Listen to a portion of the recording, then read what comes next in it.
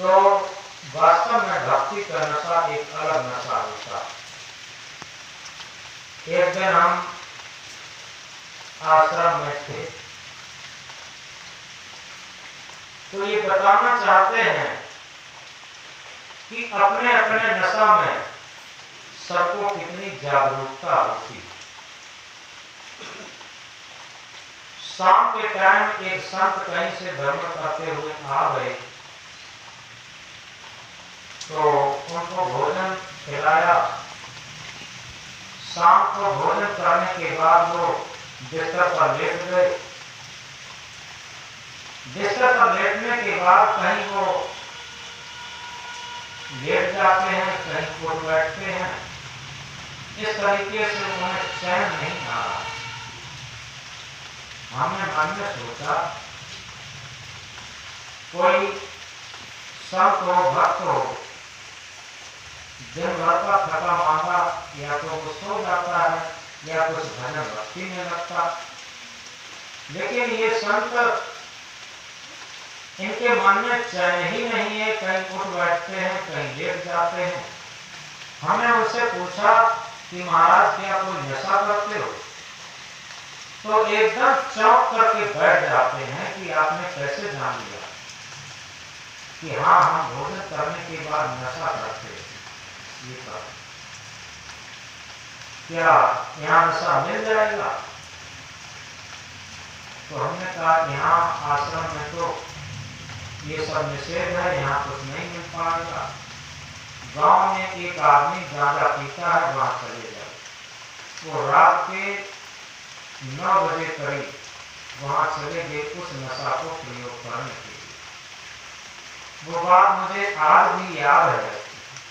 बीड़ी का नशा, गांजा का नशा, शराब का नशा, वासनाओं का नशा, विषयों का नशा, सांसारिकता का नशा, धन पद प्रतिष्ठा का नशा कितना बड़ा नशा होता है।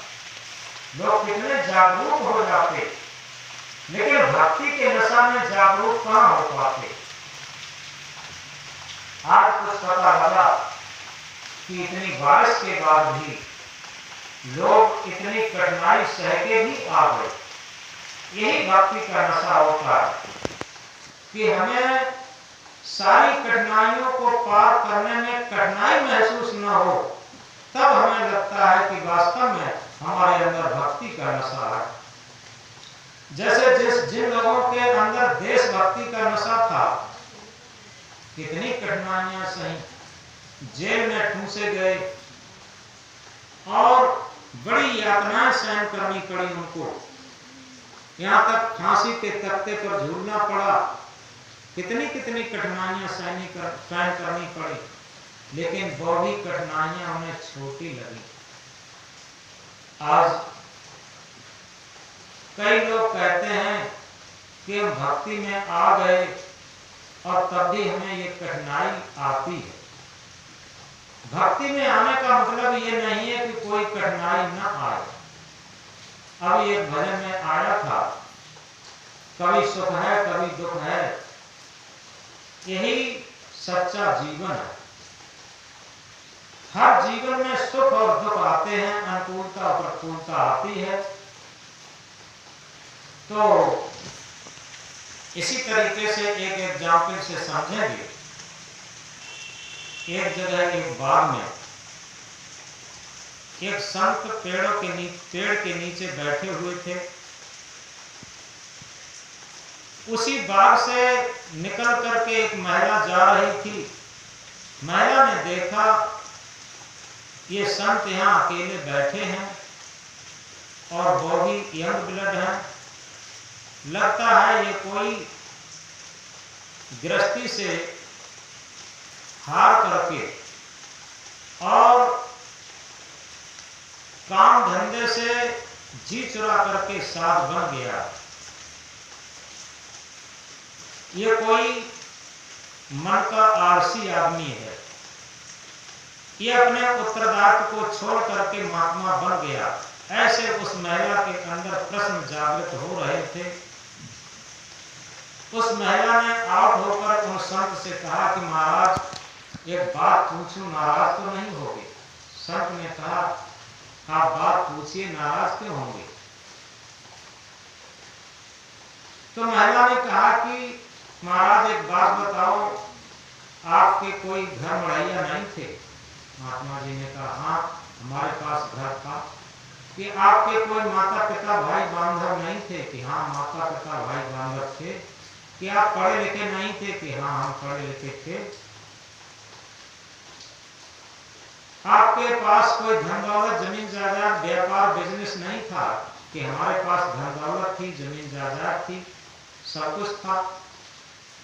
फिर एक बात बताओ, आप ये सब छोड़ छाड़ करके महात्मा कैसे बन गए?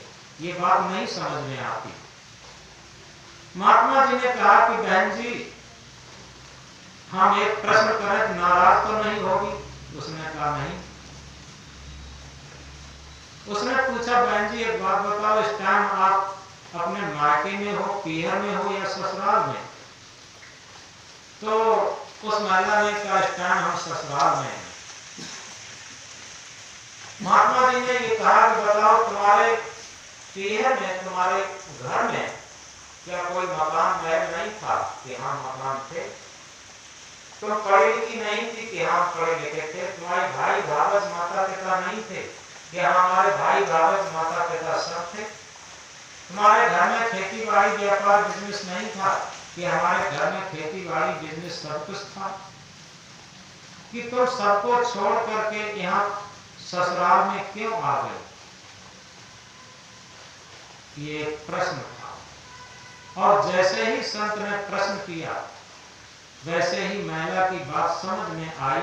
साधु ने कहा कि तुम ये सब छोड़ छाड़ करके अपने माता पिता, धन परिवार, सखियां सहेलियां सब छोड़ छाड़ करके एक सांसारिक सुख के लिए, सांसारिक क्षणिक सुख के लिए तुम ससुराल में आ गई।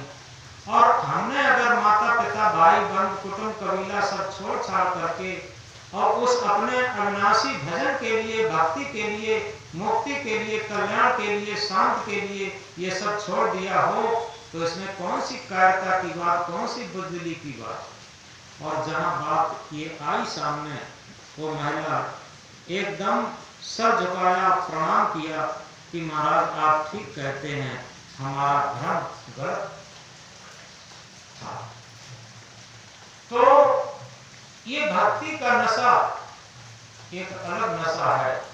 जब जिसके अंदर आ जाता है तो उसे सांसारिकता फीकी लगती। ये सूत्र की बात है। और जब तक भक्ति का नशा नहीं चढ़ता, तब तक भक्ति क्षेत्र में होते हुए सांसारिक बातों में ही लगे रहते। ये निश्चित है। तमाम भक्तों को देखा जाता, वो गृहस्थी में रहते हुए और उधर का सब नीरसता से पालन करते हुए और भक्ति मार्ग में चलते। बहुत बड़े बड़े भक्त हुए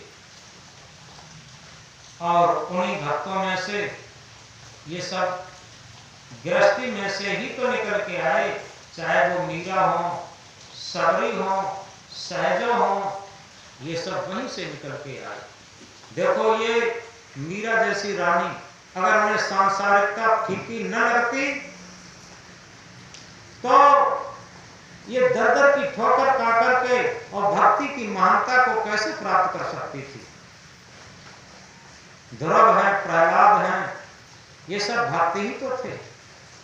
संतों में देखिए, महावीर स्वामी, महात्मा बुद्ध, स्वामी दयानंद, स्वामी विवेकानंद, सदगुरु कबीर साहब, बहुत संत हुए जो सारी समृद्धियों को छोड़ करके और भक्ति क्षेत्र में आ गए।